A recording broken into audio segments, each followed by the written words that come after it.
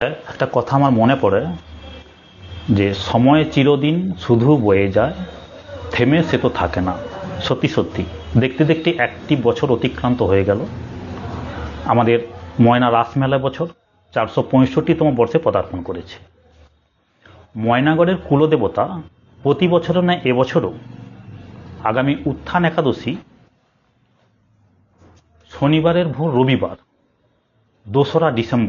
2রা November আগমন করবেন ময়নাগড়ের মূল মন্দির থেকে নৌ মঞ্চে সুসজ্জিত আলোকসজ্জা সজ্জিত হয়ে জল বক্ষে হয়ে আমাদের ময়না রাস মন্দিরে অধিষ্ঠিত হবেন পরপর 8 দিন ভোরবেলা।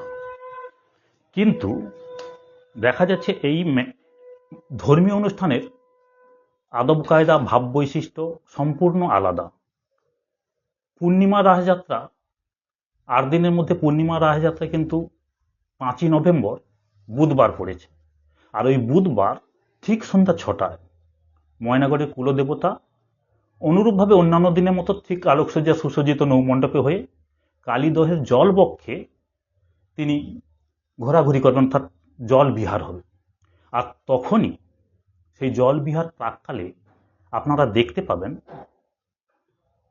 ইস্কন মন্দিরের ভক্তবৃন্দদের দ্বারা প্রজ্বলিত দীপদান জলবক্ষেই হবে।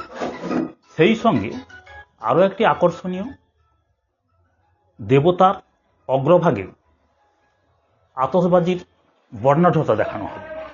এমন এক মনোরম দৃশ্য যদি কেউ নিজে চোখে না দেখে কখনো বিশ্বাস করা যায় না। তাই আপনারা আসবেন, দেখবেন এমন এক সুন্দর, মাধুর্যময়, সৌন্দর্যপূর্ণ, মানে মনকে আকৃষ্ট করার মতো চমকপ্রদ একটা অনুষ্ঠান, বিরল ব্যতিক্রম অনুষ্ঠান। কেবলমাত্র ময়নাগড়ের কুলদেবতার ধর্মীয় নিয়মকে রক্ষা করেই এই অনুষ্ঠান হয়, যা প্রত্যেককে মোহিত করবে। তারপরে বলি, ঠাকুর 8 দিন যেহেতু আসবেন ময়না রাস মন্দিরে, 8 দিনের শেষ রাসযাত্রা হবে 9ই নভেম্বর রবিবার ভোরবেলায় ঠাকুর যখন আসবেন তখন আতশবাজি সহকারে শেষ ঠাকুর বারাম হবে এবং রবিবার বিকেল 3টার সময় ময়না রাস মন্দির ছেড়ে শ্রী শ্রী শ্যামসুন্দরজিউ জল বক্ষে ভেসে ভেসে ময়নাগড়ের অভ্যন্তরে প্রত্যাবর্তন হবে। এবছরের মতো শেষ প্রত্যাবর্তন।